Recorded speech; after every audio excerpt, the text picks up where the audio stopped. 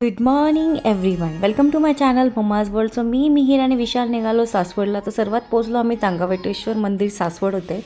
हे मंदिर सासवड कापूरहोळ रस्त्यावर आहे आणि अतिशय शांत परिसर आहे ह्याचा.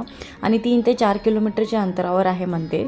आणि हे प्राचीनकालीन पांडवकालीन शिव मंदिर आहे.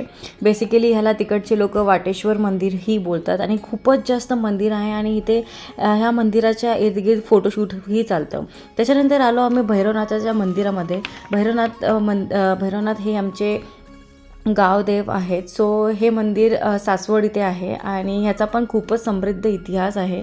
आणि मध्यभागी ह्याच्या गाभाऱ्यामध्ये भैरवनाथाची मूर्ती आहे. सोबत जोगेश्वरी आणि कालभैरव ह्यांची पण प्रतिमा आहे. सो हे बघू शकता, खूपच सुंदर मंदिर आहे. आम्ही देवीची ओटीही भरली, सोबत नारळही फोडला. आणि ह्याच्यासोबत आम्ही आलो आस्वाद मिसळ इथे. सो आस्वाद मिसळ ही विशालची खूपच जास्त फेवरेट मिसळ आहे आणि सासवडला आलो आणि मिसळ नाही खाल्ली असं होऊच नाही शकत.